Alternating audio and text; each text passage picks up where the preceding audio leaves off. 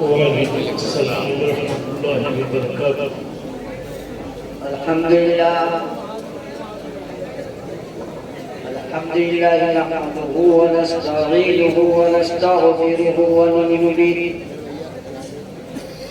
ونتوكل عليه ونعوذ بالله من شرور أنفسنا ومن سيئات أعمالنا. من يهده الله فلا مضل له ومن يضلله فلا هادي له. واشهد ان لا اله الا الله وحده لا شريك له ونشهد ان محمدا عبده ورسوله. اما بعد فاعوذ بالله من الشيطان الرجيم. بسم الله الرحمن الرحيم. هذا عطاؤنا فامنن او امسك بغير حساب. آمنت بالله صدق الله العظيم وصدق رسوله النبي الامين الكريم ونحن على ذلك من الشاهدين والشاكرين والحمد لله رب العالمين. آؤ میرے بزرگوں بھائی، ایک بار گنبد خضرا کا کپڑا لگا کر بھیک دینے والے آقا و داتا احمد مختار ہم حضرات کبھی کو بجایا اور بجھانے کے بعد سلمان فارسی نے جب اس خوشربا محمد نور سے محمد معمول ہوا کو پایا تو آپ نے فارس کو چھوڑ کر اپنا وطن چھوڑا، ماں باپ چھوڑے، زائدات چھوڑے، اولاد چھوڑے، سب کو چھوڑا اور چھوڑنے کے بعد اللہ کے رسول کے لیے نکل کر میرے بھائیوں اور یہ ہوا یمن سے نکلی، یمن سے نکلنے چلی اور یمن تک پہنچی تو حضرت ویس قرنی رضی اللہ تعالیٰ عنہ جنہوں نے اللہ کے رسول کا بظاہر انکار نہیں کیا تھا، دن اور سفر فرماتے، رات کو ماں کی ہدایت کے مطابق گھر پر واپس آ جاتے، وہ ویسے قرنی جن کے لیے اللہ کے محبوب نبی کریم صلی اللہ علیہ وسلم نے ارشاد فرمایا تھا اے امت ہمارا جھکا لے جانا، ہمارا جھکا لے جانا، وہ ویسے قرنی کو ہمارا سلام کہنا، وہ ویسے قرنی وہ چیز ہے، وہ انسان ہے جو ربیع اور مزد قبیلوں کے برابر لوگوں کی سفارش کرے گا، اللہ انسان کو بخشے۔ میرے بزرگوں بھائیوں اور اسی یمن کے اندر ایک عامر نامی شخص تھے جنہوں نے اس لطیف اور خوشنما نور کو دیکھا اور دیکھنے کے بعد آپ بت کی پوجا کیا کرتے تھے۔ ایک بت تھا جو آپ کی چھت پر تھا، آپ اس کی پوجا کیا کرتے تھے، اس کی عبادت کیا کرتے تھے۔ آپ کے گھر میں ایک بیٹی بھی تھی جو پاہیز تھی، فالد نے جس کو مار دیا تھا، جب اس کی پوجا کیا کرتے تو بیٹی کو وہاں پر ڈال دیا کرتے تھے اور اس بت سے نہ جانے کتنی التجائیں کرتے تھے، آپ کا بہت کچھ نہیں سکتا تھا۔ ایک دن اپنی شریک کے ہاتھ سے بولنے لگے اے میری شریک حیات، یہ تو گنگا اور بہرا ہے، یہ کچھ ہماری مدد نہیں کر رہا ہے، ہماری بیٹی کو شفا نہیں دے رہا ہے، چلو کسی حق کی تلاش میں نکلیں، حق کو تلاش کریں جو کہ ہماری بیٹی کو شفا دے سکے۔ ایسے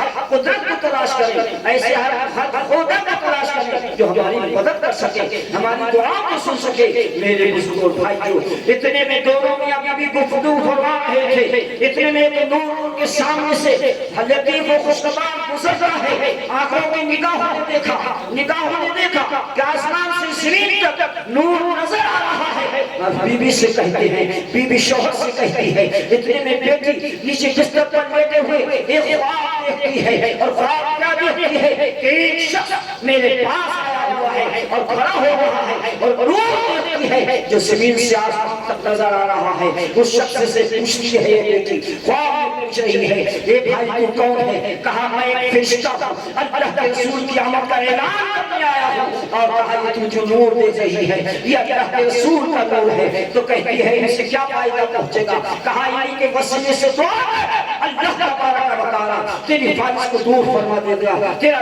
درست فرما دے گا۔ میرے بزرگوں بھائیوں، یہ دعا کرتی ہے، خواب میں دعا کرتی ہے، اپنے جسم پر ہاتھ کرتی ہے سجدے سال ہو جاتی ہے دیکھتی کیا ہے کہ میں خواب دیکھ رہی تھی اب میرے سامنے کوئی چیز نہیں میں صحیح و سالم ہوں کھڑی ہو جاتی ہے اپنی والدہ کی تلاش میں نکلتی ہے باپ کی تلاش میں نکلتی ہے چھت پر پہنچتی ہے باپ چھت پر جاتا ہے نور کو مظاہرہ کرنے کے بعد دیکھنے کے بعد تو دیکھ جاتا ہے کہ دودھ الٹے میں منہ پڑا ہوا ہے آنکھیں بھی پڑا ہوا ہے کہتا ہے آمین کہتے ہیں آمین کہ خدا تجھے دیا ہوا ہے تو پتے گویا یہ اللہ کا وعدہ فرماتا ہے ایک فرشتے کے ذریعے سے بت بولنا شروع کرتا ہے اے آمد کیا سنتے ہو اے دیکھ نہیں رہے ہو کتنی خوشگوار لطیف ہوا چل رہی ہے نور سے معمور ہوا چل رہی ہے کیا تمہیں نظر نہیں آ رہا ہے جو نبی آ چکا ہے ساری دنیا سے جہالت مٹانے کے لیے آیا ہے لڑکیوں کو بچانے کے لیے آیا ہے شریعت لے کر آیا ہے قرآن لے کر آیا ہے وہ نبی آ چکا ہے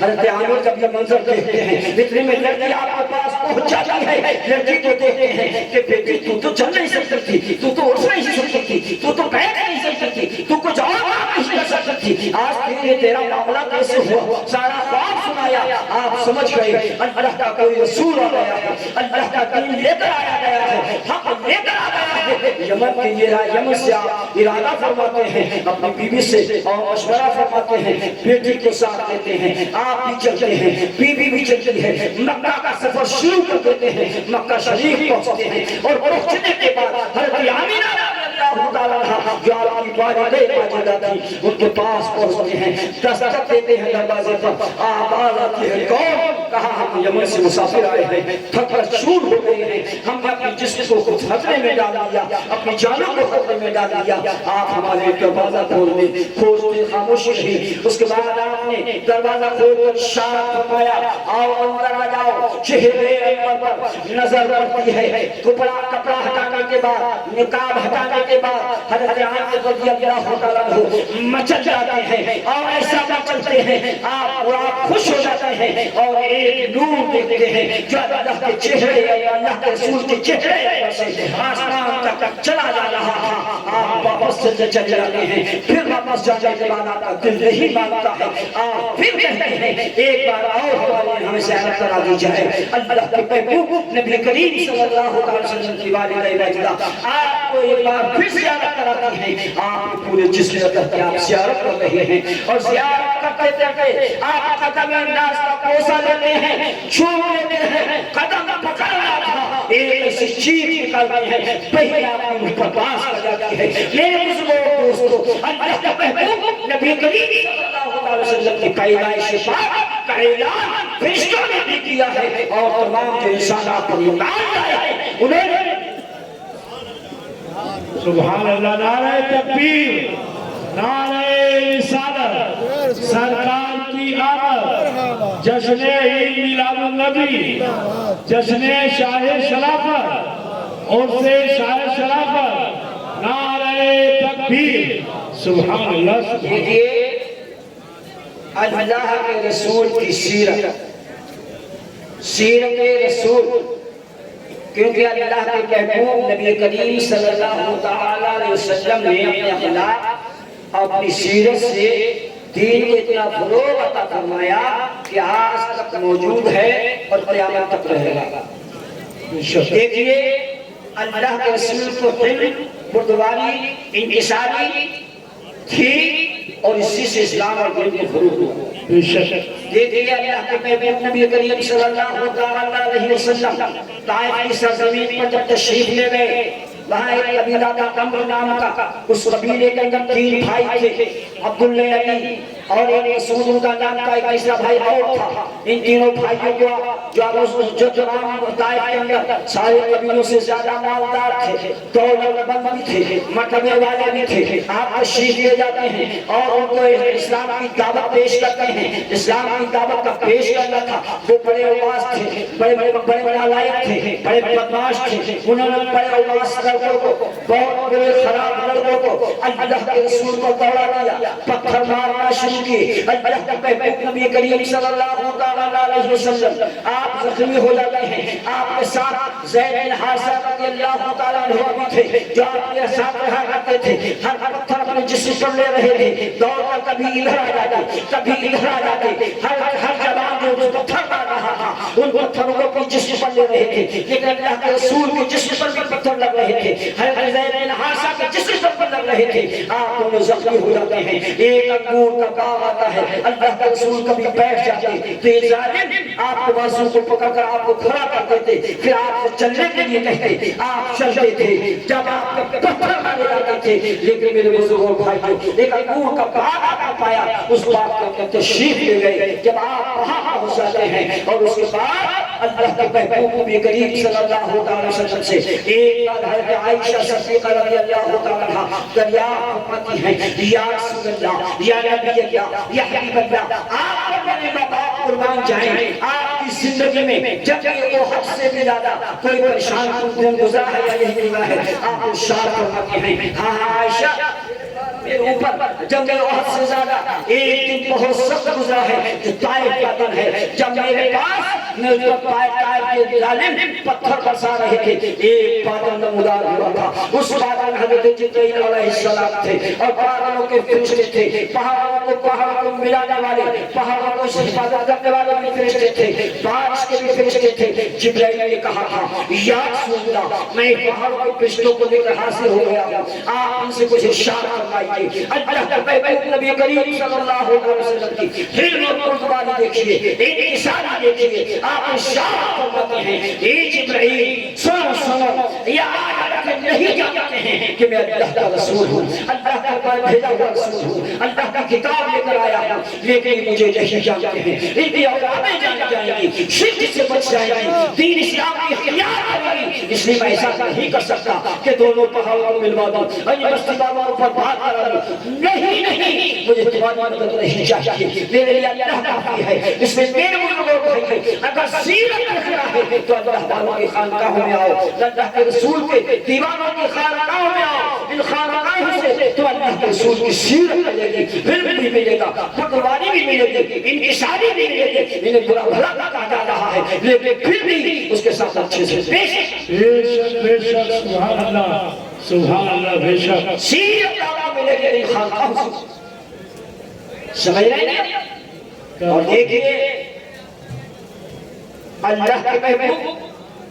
نبی کریم صلی اللہ علیہ وسلم کو اللہ نے بہت سے معجزے عطا فرمائے، بے شمار معجزے عطا فرمائے۔ مردوں کو زندہ کرنا حضرت عیسیٰ علیہ السلام کا کام تھا، لیکن اللہ کا رسول تو ان سارے معجزوں کے ساتھ اور معجزوں کے ساتھ سب سے اعلیٰ۔ دیکھیے آپ کی امت کے اندر آپ کے چاہنے والے، آپ کے دوست سیرت پر کیسے عمل کرتے ہیں۔ ایک بڑھیا ایک بزرگ کی خانقاہ میں پہنچتی تھی، اس کا ایک بچہ تھا، اس بچے کا انتقال ہو گیا، چھوٹا سا تھا، ایک ہی بچہ اس کے گروپ پیدا ہوا، وہ بھی انتقال کر گیا۔ جب وہ پہنچی اور پہنچنے کے بعد اس خانقاہ کے بزرگ صاحب کو بلایا، کہا حضور والا آپ اس پر دم کیجئے، میرا بچہ مر گیا، میرا یہی سہارا تھا، یہی میرا مددگار تھا، بڑھاپے کا سہارا تھا، لیکن انتقال کر گیا۔ تو آپ نے فرمایا صبر کرو، اللہ کی یہی مرضی تھی، اور جاؤ لے جاؤ، اس کا انتقال ہو گیا۔ اتنے میں ایک بچہ اور بچہ آنے کے بعد کہنے لگا کہ ماں تو کیوں آئی ہے، کیا بات ہے؟ وہ اللہ کے بندے اور اللہ کے بندے اندر چلے گئے اور اس بچے نے کہا کیوں آئی ہے؟ کہا دیکھ نہیں رہا بیٹا، میرا بچہ انتقال کر کہا کر گئے انتقال، یہ تو نہیں جا رہا ہے، یہ تو چل ہنس بول رہا ہے، کھول کر تو دیکھ کپڑا، بچے کو دیکھتی ہے، کھول کر دیکھا تو بچہ صحیح سالم نظر آیا، زندہ نظر آیا۔ جب زندہ نظر آیا تو اس خانقاہ کے بزرگ کو معلوم ہوا کہ فلاں بچے نے ایسا کر دیا ہے۔ آپ لاٹھی لے کر آئے اور دوڑاتے ہوئے بچے کے پیچھے پیچھے چلے گئے۔ قبرستان تک بچہ دوڑتا چلا جا رہا ہے، بھاگتا چلا جا رہا ہے۔ قبرستان کے مردوں سے کہا ایک راستہ میں مردوں، یہ بزرگ رات میں پاٹی کی لاٹھی لے کر آ رہے ہیں، تم میری حفاظت کریے، قبروں سے باہر آ جاؤ۔ 300 مردے نکل کر اس بچے کے کھال جاتے ہیں اور بزرگان کے واپس۔ سبحان اللہ، نعرہ تکبیر، نعرہ رسالت، تصرفات اولیاء کرام، سبحان اللہ، سبحان اللہ۔ میرے لوگوں وہ بچہ کون تھا؟